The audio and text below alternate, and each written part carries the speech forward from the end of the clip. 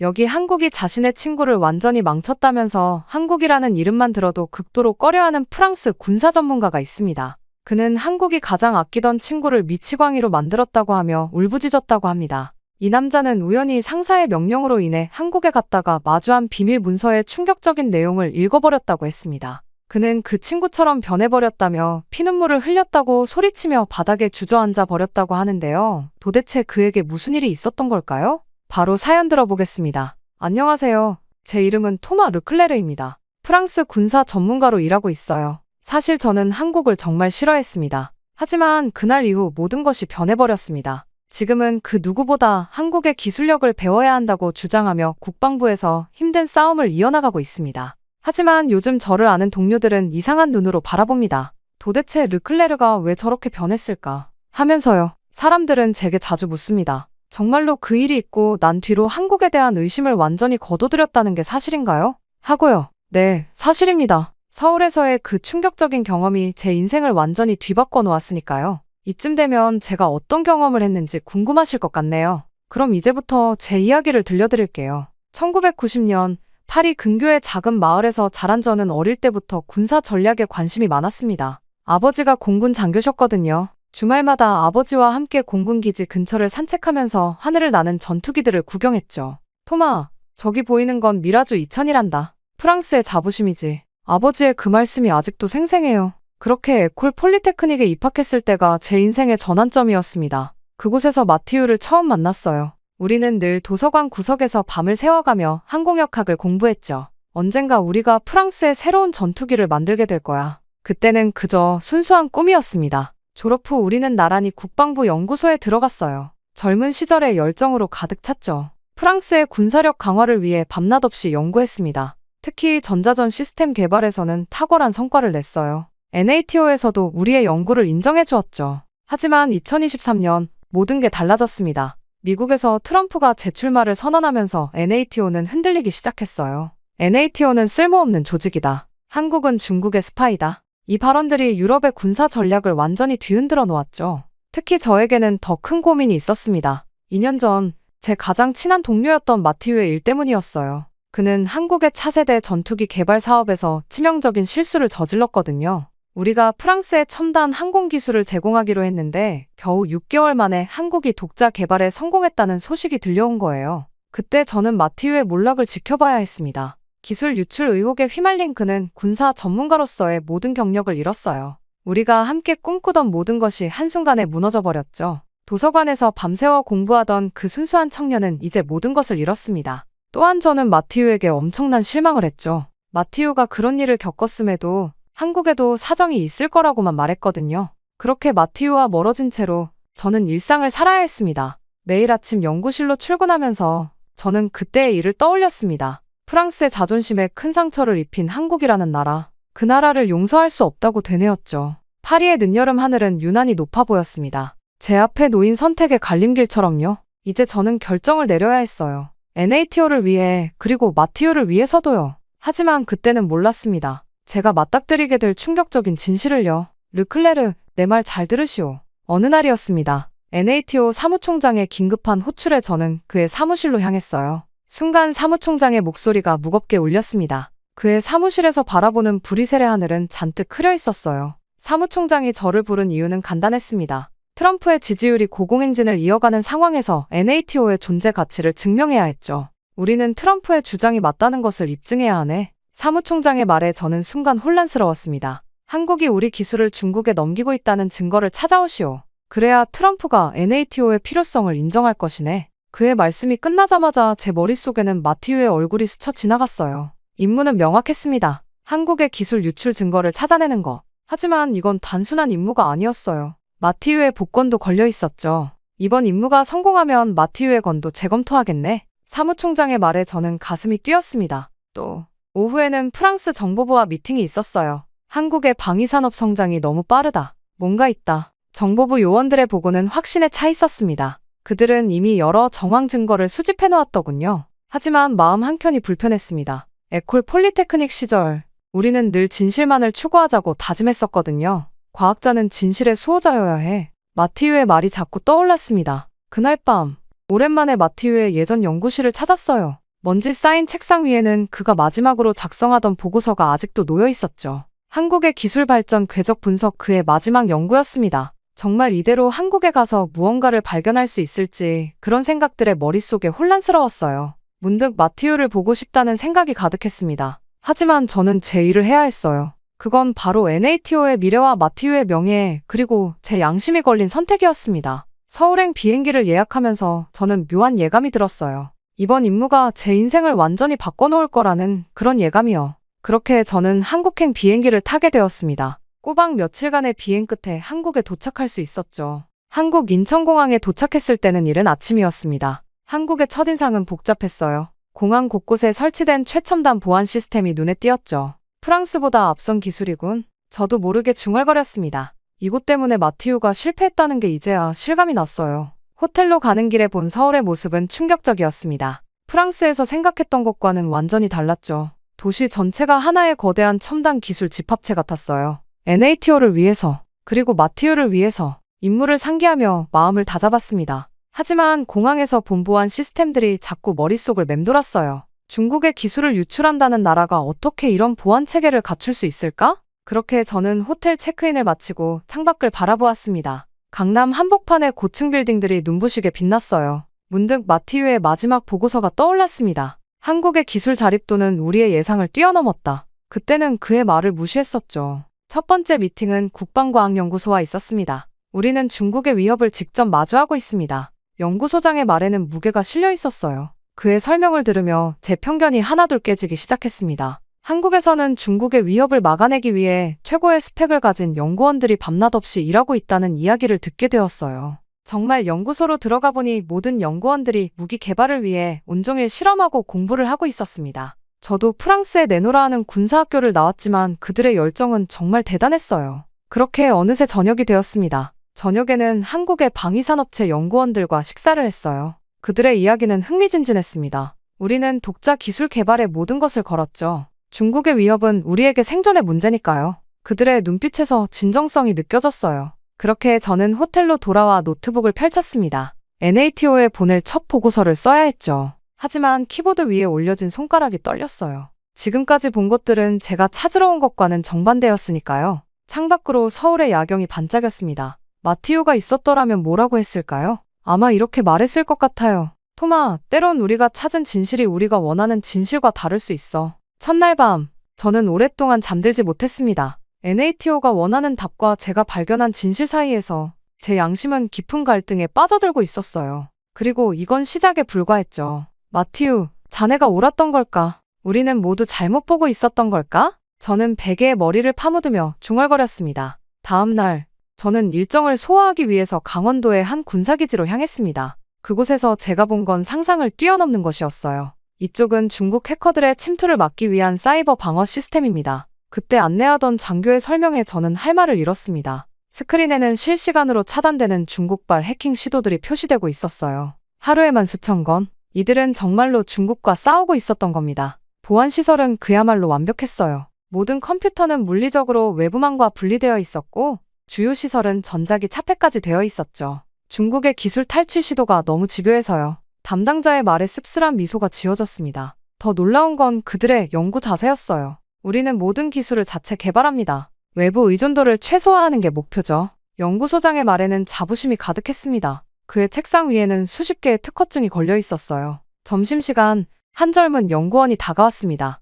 프랑스의 르클레르 박사님 맞으시죠? 페로 박사님의 논문들 정말 많이 배웠습니다. 마티우의 이름을 듣는 순간 가슴이 철렁했어요. 그는 계속했습니다. 특히 전자전 시스템 관련 연구는 정말 선구적이었어요. 저희도 많은 영감을 받았죠. 오후에는 미사일 방어 시스템을 봤습니다. 그들은 이미 극초음속 미사일 요격 능력을 갖추고 있었어요. NATO가 이론 단계에서 고민하고 있는 기술을 실전 배치하고 있었던 겁니다. 하루 일정을 마치고 숙소로 돌아오는 길, 머릿속이 복잡했습니다. 제가 봐야 했던 건 기술 유출의 증거였어요. 하지만 발견한 건 정반대였죠. 오히려 그들은 중국의 위협에 맞서 필사적으로 싸우고 있었습니다. 끝까지 한국은 대단한 기술을 가지고 있다며 우리 것을 훔칠 리 없다고 했던 마티우의 말이 맞을 수 있겠다는 생각을 하게 되었습니다. 너무 혼란스러웠어요. 그때 저는 창밖으로 보이는 까만 밤하늘을 바라보며 생각했어요. 우리가 한국을 오해하고 있었던 걸까? 아니, 어쩌면 우리는 그들을 오해하길 원했던 걸지도 모른다고 중얼거렸죠.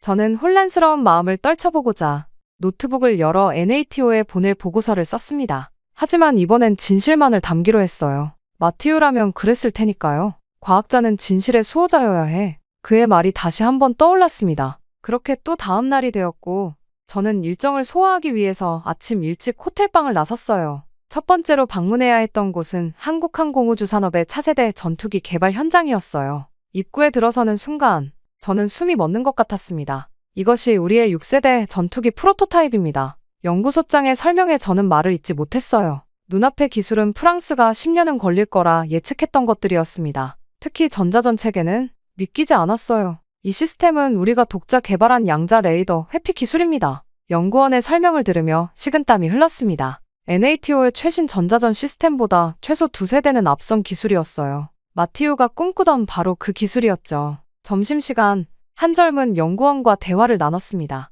우리는 중국의 기술 탈취 시도와 매일 싸우고 있어요. 하루에도 수백 번의 해킹 시도를 막아내죠. 그의 말에는 자부심과 동시에 피로감이 묻어났어요. 오후에는 미사일 방어체계 시연이 있었습니다. 극초음 속 미사일을 요격하는 장면을 직접 목격했어요. 이건 중국의 DF-17에 대응하기 위한 시스템입니다. 연구원의 설명이 이어졌죠. NATO가 이론적으로만 연구하던 기술이 이미 실전 배치되어 있었어요. 그렇게 연구소를 나오면서 저는 마티우의 마지막 보고서가 떠올랐습니다. 한국의 기술력은 우리의 상상을 뛰어넘었다. 이제야 그의 말뜻을 이해할 것 같았어요. 우리는 그들을 너무 얕봤던 겁니다.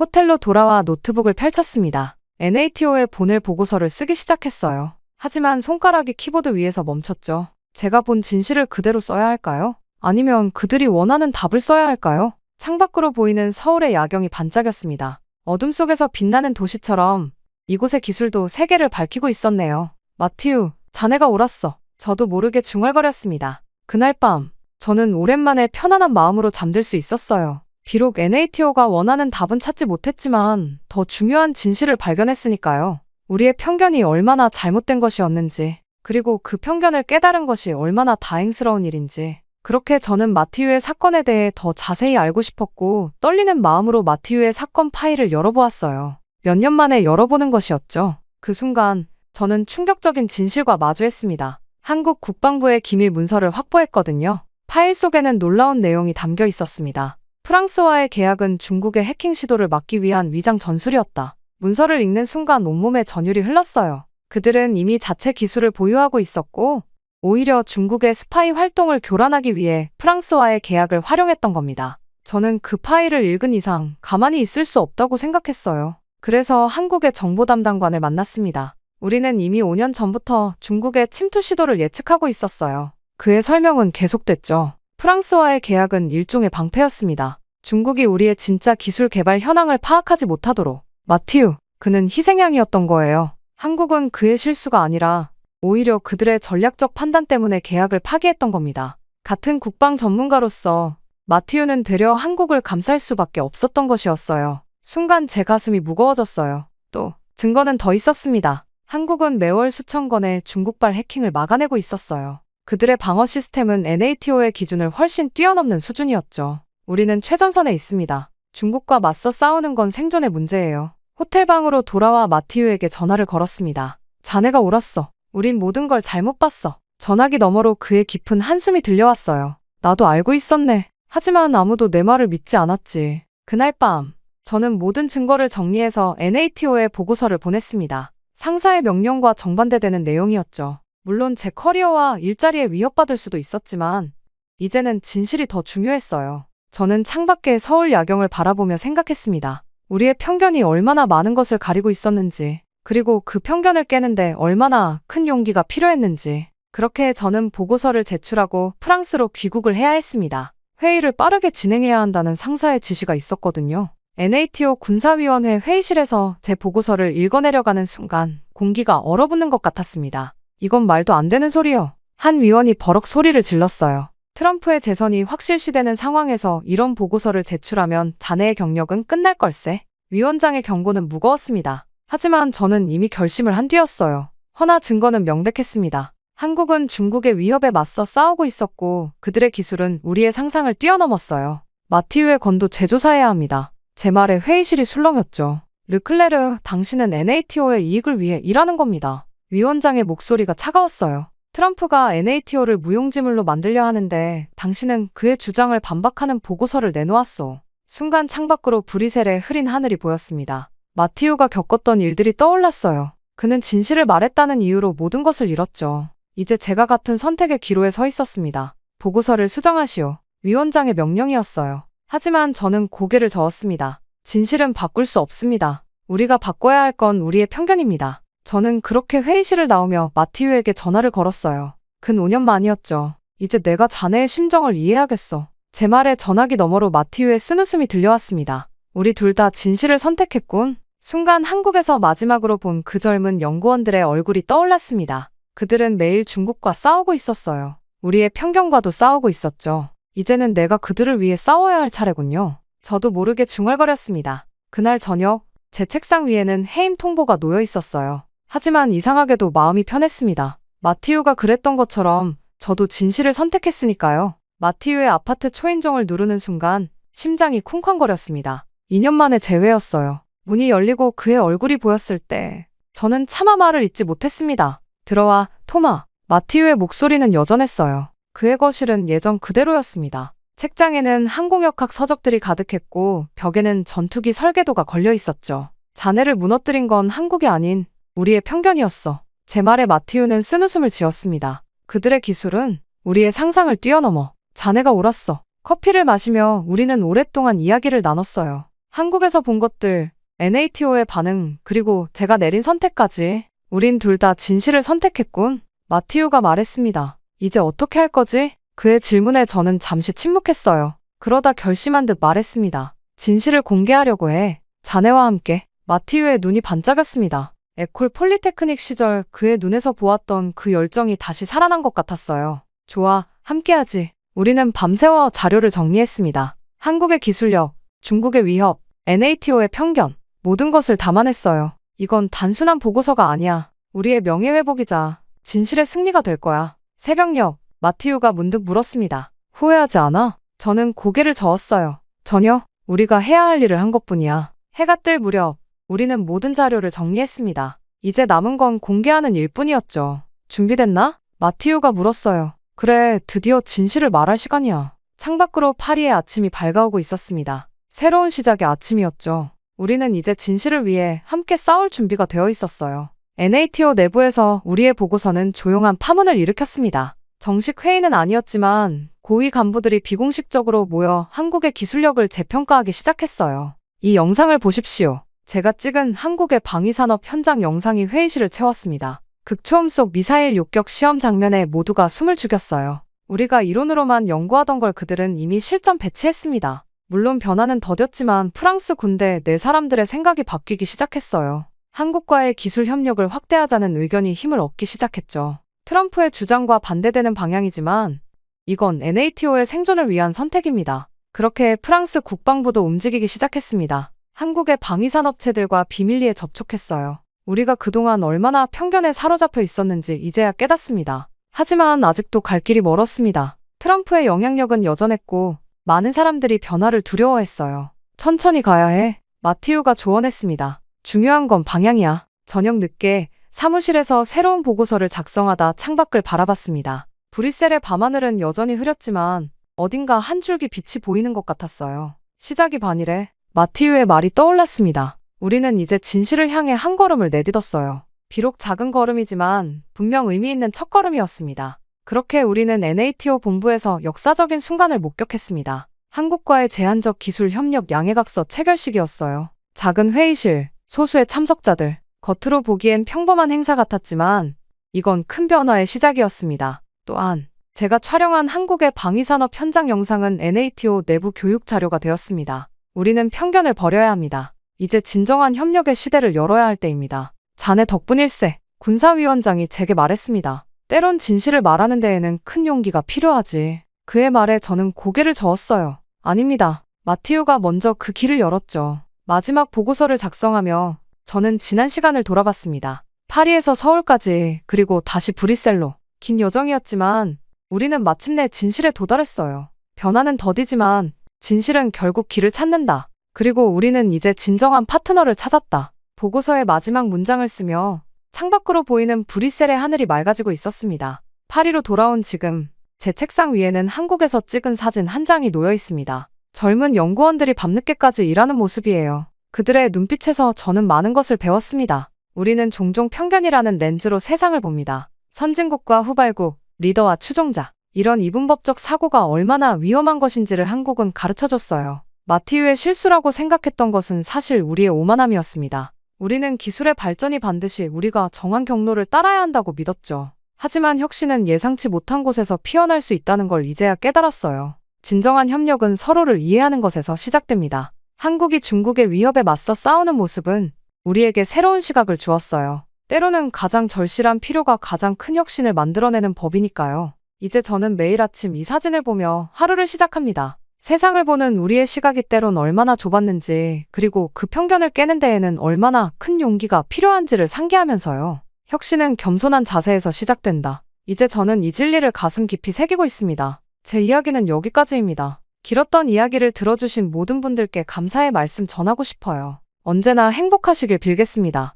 한국? 거기는 중국의 속국이야. 한국은 절대 안 돼. 중국으로 가면 다 지원해준다니까. 여기 미국의 한 가정집에서 모녀가 심하게 다투고 있습니다. 한 여성이 얼굴로 빨개진 채로 한국은 절대로 안 된다며 화를 내고 결국 딸은 눈물을 흘리며 방으로 들어가 버리고 마네요. 그러나 이 여성은 이후 한국을 가게 되고 딸의 유학을 전폭적으로 지지하게 되었다고 하는데요. 과연 어떤 일이 있었던 걸까요? 안녕하세요. 저는 미국에서 잘 나가는 회계사로 일을 하고 있는 리밍이라고 합니다. 저는 중국계 미국인이에요. 16살 때 미국으로 이민을 왔죠. 저는 평생을 중국인 부모님과 중국의 교육을 통해 중국이 우월하다고 생각하며 살아왔습니다. 그러다 보니 다른 아시아 국가들과 중국이 비교당할 때면 기분이 나쁘더라고요. 특히 그 중에서도 한국은 더 심했습니다. 저는 한국은 완전히 열등하다고 생각해왔으니까요. 심지어 어렸을 때부터 학교에서 선생님들은 매 수업마다 강조했습니다. 한국은 중국의 속국이었고 한글은 한자를 모방한 열등한 문자라고 말이죠. 저 또한 당연히 그렇게 생각했고요. 그러다 보니 미국에서 한국 학생들을 볼 때면 중국어로 소리치며 이야기하고는 했습니다. 속국 주제, 수업 시간에 한국 학생이 발표하러 나오면 일부러 하품을 크게 했고 그들이 지나갈 때면 친구들과 중국어로 키득거렸습니다. 한국 학생들이 발표할 때면 짜증스러운 표정을 일부러 지었죠. 한국어 억양이 너무 거슬린다. 중국어를 배워야 하는데 라고 큰 소리로 말하기도 했어요. 항상 그들을 무시했던 거죠. 가장 기억에 남는 사건은 학교 문화축제 때였어요. 한국 학생들이 준비한 부스 앞에서 일부러 큰 소리로 중국어로 떠들었죠. 중국 음식이 원조인데 이건 다 베낀 거잖아. 그러다 김치를 보고는 일부러 코를 막으며 역겨워 라고 말했어요. 그때 한 한국 여학생이 저를 똑바로 쳐다보더니 그렇게 말하지 마세요 라고 했지만 저는 오히려 더 큰 소리로 우리나라 음식을 베껴놓고 뭐가 당당해? 라고 말했죠. 그 여학생의 눈에 눈물이 고이는 걸 보고도 저는 콧방귀를 뀌면서 돌아섰어요. 한 번은 한국 역사 수업 시간에 제가 일부러 손을 들고 선생님, 한국은 원래 중국의 속국이었다고 들었는데요? 라고 말한 적도 있어요. 교실이 순식간에 조용해졌죠. 선생님은 당황하신 눈치였지만 차분히 설명해 주셨어요. 하지만 저는 고개를 저으며 우리 중국 선생님이 그렇게 안 가르치셨는데요? 라고 말했죠. 그날 밤과 후 한국 학생들이 모여 울고 있는 걸 보고도 저는 승리감을 느꼈죠. 중국보다 열등한 그들이 더 우월한 척 하려는 모습을 두고 볼 수는 없었으니까요. 물론 지금 생각해보면 그때의 제 모습이 한심하기만 합니다. 제가 얼마나 어리석었는지 그리고 그런 행동들이 다른 이들에게 얼마나 큰 상처를 주었는지 이제야 깊이 깨닫게 됐어요. 하지만 그 시절의 저에겐 그것이 유일한 버팀목이었죠. 낯선 나라에서 새로운 언어를 배우며 적응해야 하는 16살 소녀에게 그런 우월감은 하나의 피난처였던 겁니다. 그리고 그때에는 몰랐죠. 제가 모든 것을 고스란히 돌려받을 것이라는 걸 말입니다. 그렇게 오랜 시간이 흘러 저는 성공한 회계사가 되어 있었습니다. 예쁜 집도 장만했고 주말이면 골프도 치러 다녔죠. 심지어 딸 에밀리는 벌써 16이 되었어요. 제가 미국에 처음 발을 디뎠던 나이입니다. 그리고 저에게는 그 누구보다 어여쁜 딸이죠. 하지만 딸의 방에서 흘러나오는 소리는 매일 저를 불편하게 만들었어요. 엄마, 이 노래 진짜 좋지 않아요? 하며 에밀리가 들려주는 한국 노래를 들을 때면 고등학교 시절에 그 불편한 감정이 되살아났습니다. 특히 에밀리가 한국어를 따라 부르려 할 때면 속에서 무언가가 끓어올랐죠. 게다가 에밀리의 방은 한국 문화의 전시장 같았어요. 벽에는 한국 아이돌 포스터가 가득했고 책장에는 한국어 교재가 꽂혀 있었죠. 딸의 침대 옆 협탁에는 한글로 쓰여진 일기장도 놓여 있었습니다. 일기장을 볼 때마다 제 마음 한구석이 불편해졌어요. 제가 그토록 무시하던 문자로 제 딸이 자신의 비밀스러운 이야기를 적고 있다니. 주말이면 에밀리는 한국 드라마를 봤어요. 거실 소파에 앉아 한국어 자막을 읽으며 울기도 하고 웃기도 했죠. 저는 그런 에밀리를 볼 때마다 일부러 중국 드라마를 보자고 했습니다. 이게 진짜 아시아의 문화야 하면서요. 하지만 에밀리는 엄마, 중국 드라마는 너무 뻔해요 라고 대답했죠. 한 번은 에밀리의 SNS를 우연히 보게 된 날도 있었어요. 자기소개란에 한국어로 나는 너를 사랑해 라고 적혀 있었죠. 그 순간 제 마음속에서 뭔가가 울컥 치밀어 올랐어요. 고등학교 시절 제가 한국 학생들을 괴롭혔던 기억이 떠올랐거든요. 특히 교실에서 한국어를 비웃었던 그때가 생생했죠. 특히 에밀리의 책상 서랍에서 한국 대학교 팸플릿을 발견했을 때는 정말 충격이었어요. 서울대학교, 연세대학교, 고려대학교. 제 딸이 그토록 제가 무시하던 나라의 대학을 찾아보고 있었다니. 그때 저는 처음으로 제 편견이 얼마나 깊은지 직면하게 되었습니다. 에밀리의 친구들이 놀러 올 때면 더욱 괴로웠어요. 그들은 다들 케이팝을 좋아했고 한국 음식을 먹고 싶어 했죠. 가끔은 한국인 친구들이 놀러 오기도 했어요. 그건 정말 힘들더라고요. 제 딸이 그런 열등한 아이들과 친구라는 것을 믿고 싶지가 않았거든요. 그러던 어느 날 저녁, 에밀리가 한국 요리를 해보겠다고 했어요. 김치찌개를 만든다고 하더군요. 순간 저는 우리 집에서 그런 냄새 나는 음식은 안 돼 라고 소리를 질렀죠. 이후 에밀리의 눈에 눈물이 고이는 걸 보고도 저는 한 발도 물러서지 않았어요. 그리고 그날 밤 에밀리의 방에서는 한동안 흐느끼는 소리가 들렸습니다. 에밀리의 책상에는 항상 한국어 단어장이 펼쳐져 있었죠. 한자어를 배울 때면 봐, 이건 원래 중국어에서 온 거야 라고 말하곤 했어요. 하지만 에밀리는 알아요. 근데 한국어에서는 다르게 쓰여요 라고 대답했습니다. 그럴 때마다 저는 말문이 막혔어요. 이런 상황에서 가장 힘든 건 중국 이야기만 나오면 에밀리의 태도가 완전히 달라진다는 점이었어요. 평소엔 착하고 공손한 아이였지만 제가 중국의 위대함을 이야기하려 할 때면 한숨을 깊게 쉬며 자리를 피했습니다. 한 번은 중국 전통 의상을 입어보라고 했더니 피아노 레슨이 있다며 서둘러 집을 나가버렸죠. 중국 음식점에 가자고 하면 숙제가 많다고 했고 중국 영화를 보자고 하면 갑자기 피곤하다며 방으로 들어가 버렸어요. 제가 중국 친구들을 초대했을 때는 더했습니다. 에밀리는 아예 방문을 잠그고 나오지도 않았어요. 식사 시간이 되어서야 나왔지만 중국의 경제 발전에 대한 이야기가 나오자마자 난 숙제해야 해요 라며 다시 방으로 달아나 버렸죠. 평소 공부할 때는 거실에서 하던 숙제도 제가 중국 이야기를 꺼내면 방에서 하겠다고 했습니다. 완전히 중국 문화를 배척하는 모습에 제 마음은 더욱 더 아파왔죠. 이런 상황이 계속되면서 에밀리와 저희 관계는 점점 멀어져 갔습니다. 주말 저녁 식사 시간에도 대화는 줄어들었고 에밀리는 방에서 한국 드라마를 보는 시간이 늘어났죠. 저는 그런 상황이 불편했지만 어떻게 해야 할지 몰랐어요. 제 안에 편견이 너무 깊었던 거죠. 그러다 결국 사건이 터지고 말았습니다. 어느 날 아침 에밀리가 갑자기 한국 유학을 선언하고 만 것이죠. 그 순간 제 세상이 무너지는 것 같았습니다. 고등학교 시절에 오만함이 되살아나 저는 격렬하게 반대했어요. 한국은 원래 중국의 속국이었다고, 한글은 한자를 모방한 열등한 문자라고 학교에서 배웠던 왜곡된 역사들을 늘어놓기 시작했어요. 하지만 에밀리는 이미 인터넷을 통해 모든 것을 알고 있었습니다. 제가 한국이 중국의 속국이었다고 하자 에밀리는 역사적 사실을 하나하나 짚어가며 반박했어요. 고조선 시대부터 현대까지 한국의 독자적인 역사를 설명했죠. 한글이 한자를 모방했다는 말에는 세종대왕의 한글 창제 과정과 그 과학적 원리를 설명하며 맞섰습니다. 저는 너무나도 당황스러웠어요. 제가 알고 있던 모든 사실들이 거짓이었다는 걸 에밀리가 증거와 함께 보여줬거든요. 하지만 제 마음속 깊이 박혀있는 편견은 쉽게 사라지지 않았습니다. 오히려 더 강하게 반발했어요. 중국의 경제력을 이야기하고 영토의 크기를 언급하고 할 수 있는 모든 이야기를 동원했죠. 그러자 에밀리는 한숨을 쉬며 자신의 방으로 들어갔어요. 그리고 그날 이후로 매일 아침 식사 시간이 전쟁터가 되었습니다. 제가 중국의 위대함을 강조하면 에밀리는 한국의 현재를 이야기했어요. K-팝, 한국 드라마, IT 기술, 반도체, 심지어 중국 젊은이들도 한국 문화를 동경한다고 했죠. 그렇게 시간이 갈수록 갈등은 점점 더 깊어졌어요. 에밀리는 더 이상 제 말을 들으려 하지 않았고 저는 딸의 선택을 인정할 수 없었습니다. 식사 시간에 대화는 줄어들었고 주말에도 서로 마주치지 않으려 했죠.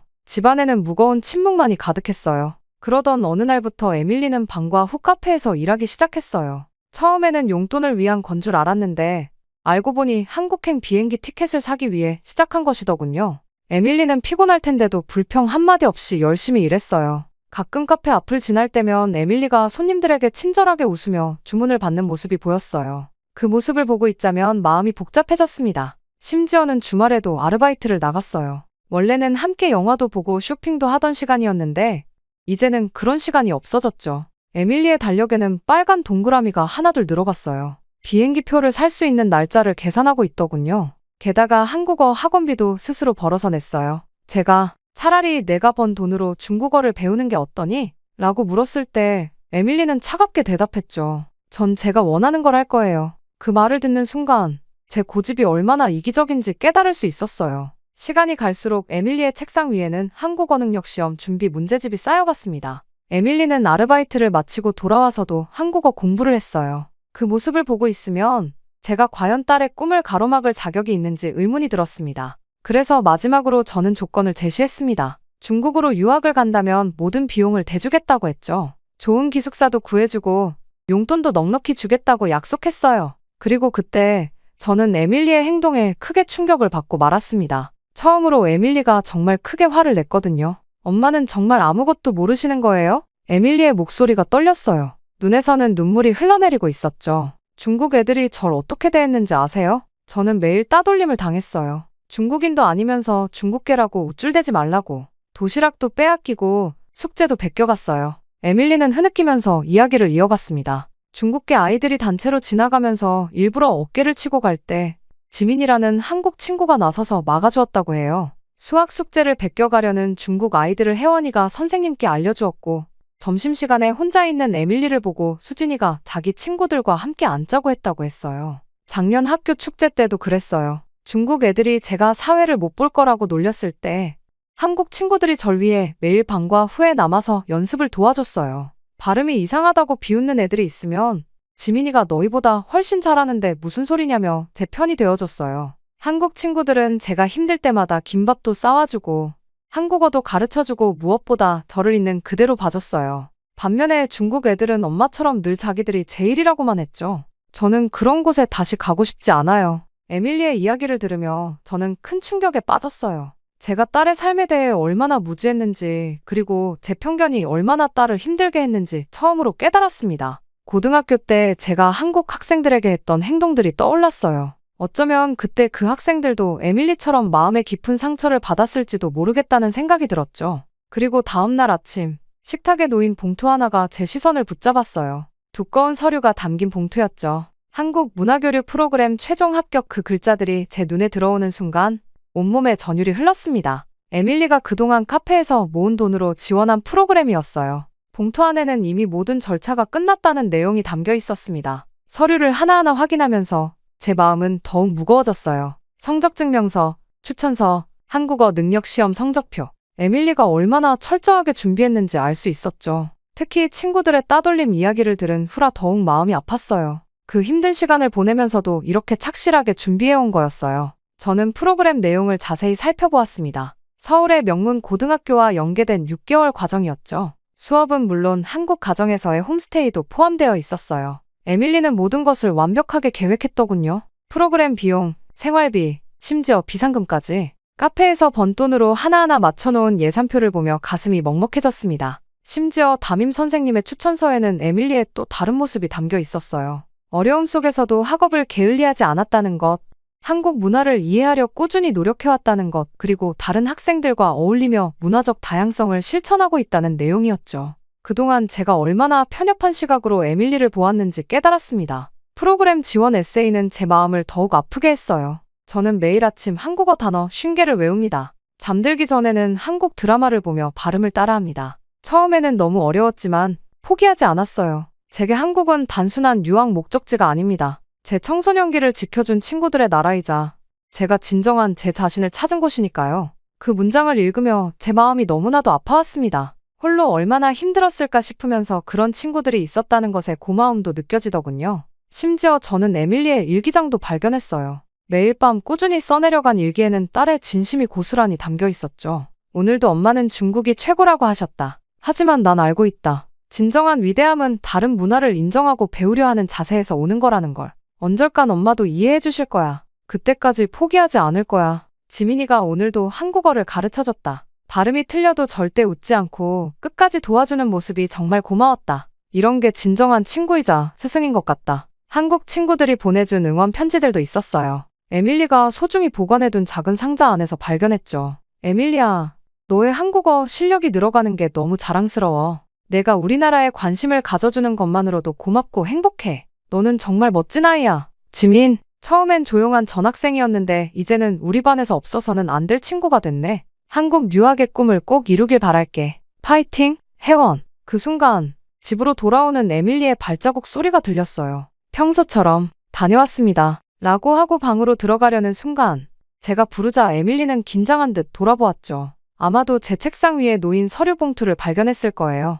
에밀리, 엄마가 못 알아차려서 미안해. 제 말에 에밀리의 눈이 커졌어요. 내가 얼마나 힘들었는지, 얼마나 열심히 준비했는지 이제야 알게 됐어. 에밀리의 눈에 눈물이 고였어요. 그동안 혼자서 모든 걸 준비하면서 얼마나 외롭고 두려웠을까요? 매일 새벽 일찍 일어나 한국어를 공부하고 학교가 끝나면 카페에서 일하고 늦은 밤까지 프로그램 지원 준비를 하면서도 단 한 번도 지친 내색을 하지 않았던 우리 딸이었어요. 결국 에밀리는 흐느끼기 시작했어요. 저도 더는 참을 수 없어서 딸을 끌어안았습니다. 그동안 제가 얼마나 완고했는지, 얼마나 이기적이었는지 딸의 떨리는 어깨를 안으며 후회의 눈물이 흘렀어요. 엄마도 이제 이해해요. 내가 왜 한국을 선택했는지, 왜 그토록 한국에 가고 싶어 했는지. 이제는 엄마가 내 꿈을 응원할게. 에밀리는 제 품에서 고개를 들고 울먹이며 말했어요. 정말요? 엄마가 이해해 주시는 거예요? 저는 고개를 끄덕였어요. 책상 위에는 에밀리가 그동안 모아온 모든 것들이 있었죠. 카페에서 받은 월급 명세서, 한국어 교재, 문화교류 프로그램 자료들, 그리고 한국 친구들과 찍은 사진들까지. 그 모든 것들이 에밀리의 진심을 보여주고 있었어요. 이제 저는 달라져야 했습니다. 딸의 선택을 존중하고 그 선택을 진심으로 지지해주는 것. 그것이 제가 할 수 있는 최선이었어요. 에밀리가 꿈꾸는 미래가 어떤 모습이든 그 여정에 함께하는 것이 진정한 부모의 역할이라는 걸 늦게나마 깨달았습니다. 한국 문화교류 프로그램은 우리에게 새로운 시작이 될 거예요. 에밀리에게는 꿈을 향한 첫걸음이, 저에게는 편견에서 벗어나는 계기가 될 것입니다. 이제 우리는 새로운 여정을 시작하려 합니다. 서로를 더 이해하고 존중하며 함께 성장해 나가는 그런 여정을요. 그날 밤, 오랜만에 에밀리와 함께 저녁을 먹었어요. 에밀리가 좋아하는 한국 음식점에서요. 딸이 행복해하는 모습을 보며 생각했습니다. 때로는 자녀의 선택을 믿고 기다려주는 것, 그것이 진정한 사랑이라는 것을요. 그렇게 한국 음식점에서의 저녁 식사 후 저는 중요한 결정을 내렸어요. 에밀리를 보내기 전에 직접 한국을 가보기로 한 거죠. 딸을 보내는 부모로서 그곳이 정말 에밀리가 꿈꾸는 그런 곳인지 확인하고 싶었거든요. 비행기표를 예약하고 호텔을 알아보는 동안에도 마음이 복잡했습니다. 고등학교 시절부터 굳어진 편견들이 여전히 저를 붙잡고 있었거든요. 하지만 이제는 달라져야 했어요. 에밀리의 행복을 위해서라도 제 편견과 정면으로 마주해야 했습니다. 그리고 마침내 인천공항에 발을 디딘 순간 저는 충격에 휩싸였습니다. 제가 상상했던 후진국의 모습은 어디에도 없었습니다. 오히려 미국의 어느 공항보다도 현대적이고 효율적으로 운영되고 있었죠. 자동화된 입국 시스템, 깔끔한 시설, 친절한 직원들. 이건 제가 알고 있던 한국이 아니었어요. 게다가 공항에서 서울로 가는 길은 더 큰 충격의 연속이었습니다. 양쪽으로 늘어선 높은 빌딩들, 반듯하게 정돈된 도로, 깨끗한 거리. 특히 지하철은 믿기지 않을 정도로 발달해 있었어요. 우리 집 근처 중국 마을의 시끄럽고 어수선한 모습과는 전혀 달랐죠.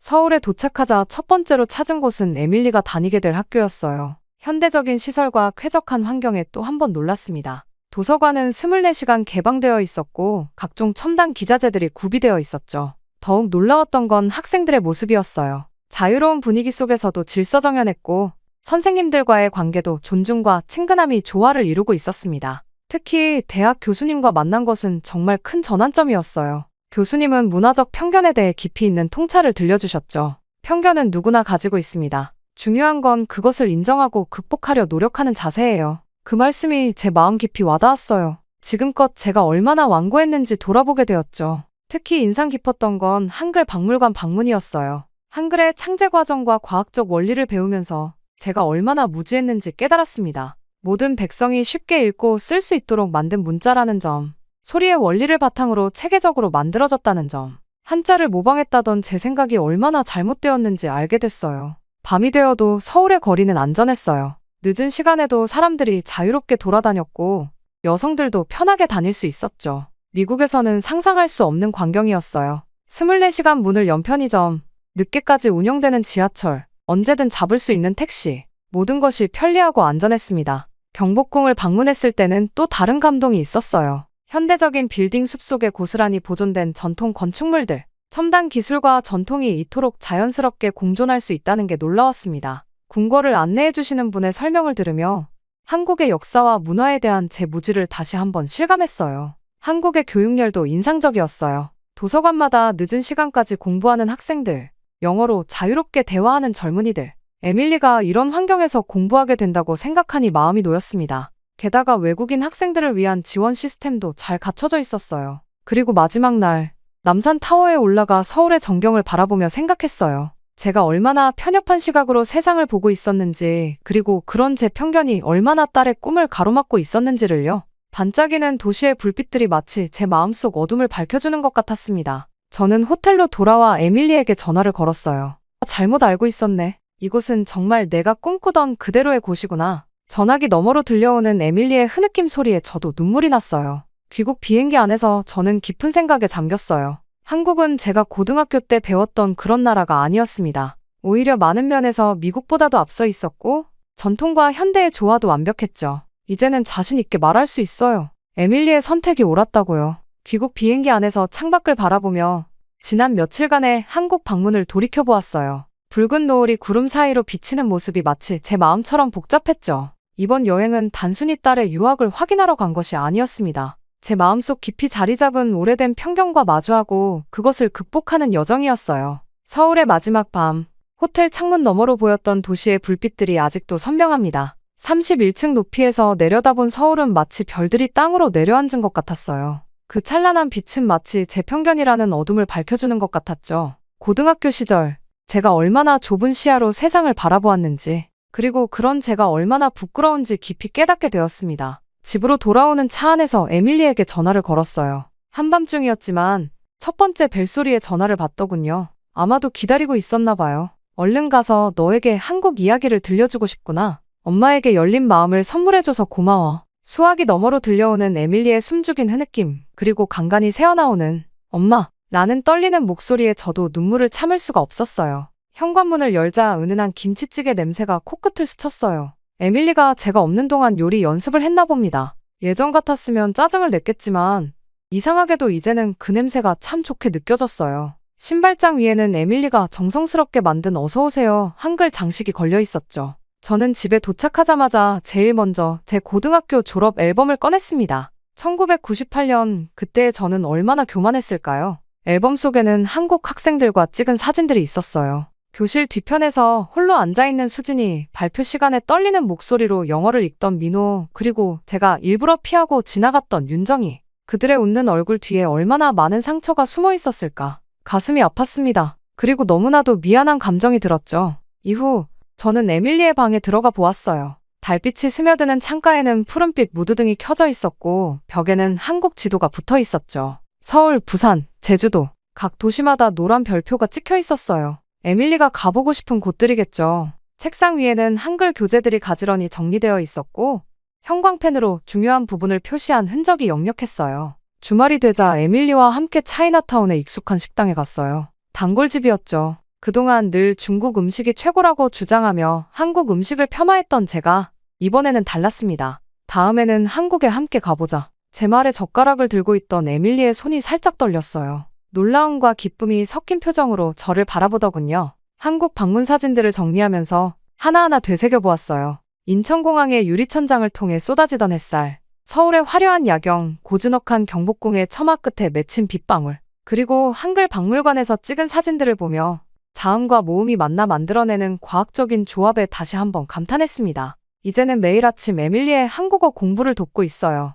부엌에서 아침 식사를 준비하면서 한국어 팟캐스트를 틀어놓고 서툰 발음으로 따라하다가 실수하면 함께 웃기도 해요. 가끔은 에밀리가 선생님이 되어 제 발음을 교정해주죠. 엄마, 아니에요가 아니라 아니에요예요. 억양이 중요해요. 한국 친구들의 부모님께도 연락을 드렸습니다. 처음엔 많이 망설였어요. 하지만 용기를 내어 전화를 걸었죠. 그동안 제가 보였던 오만한 태도를 사과드리고 싶었거든요. 뜻밖에도 그분들은 오히려 저를 따뜻하게 맞아주셨어요. 우리 아이들이 서로의 문화를 이해하는 다리가 될 거예요. 전화기 너머로 전해지는 진심 어린 목소리에 눈시울이 붉어졌습니다. 그리고 이제 저는 에밀리의 한국 유학 준비를 돕기 시작했어요. 이제는 제가 먼저 나서서 필요한 것들을 찾아보고 준비해 주었죠. 한국의 홈스테이 가정과도 연락을 주고받으며 딸의 새로운 시작을 진심으로 응원하게 되었습니다. 어느 날 저녁, 에밀리가 제게 작은 선물을 건넸어요. 한글로 쓴 편지였죠. 서툴게 적힌 글씨였지만 그 안에 담긴 진심이 고스란히 전해졌어요.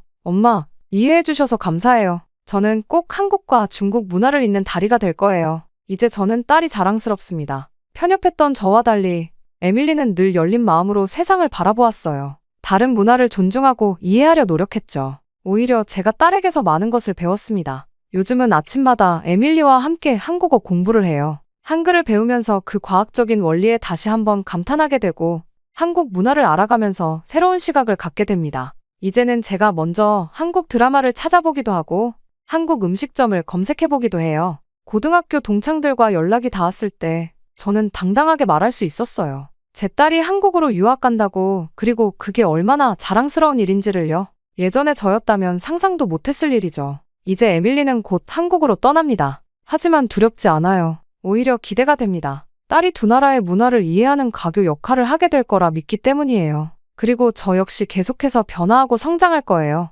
한국 방문은 제 인생의 전환점이 되었습니다. 오랜 편견에서 벗어나 새로운 시각으로 세상을 보게 된 계기였죠. 무엇보다 소중한 딸의 마음을 진정으로 이해하게 된 특별한 여정이었어요. 이제 우리는 함께 새로운 시작을 앞두고 있습니다. 서로를 이해하고 존중하며 더 넓은 세상을 향해 나아가는 여정을요. 앞으로의 여정이 어떨지는 모르지만 한 가지는 확실해요. 제 마음이 더 넓어졌고 제 시야도 넓어졌다는 것이 말이죠. 저의 편견을 깨뜨려준 한국과 저희 딸 에밀리에게 감사한 마음을 전하며 제 이야기는 여기서 마치겠습니다. 제 이야기를 들어주셔서 감사합니다.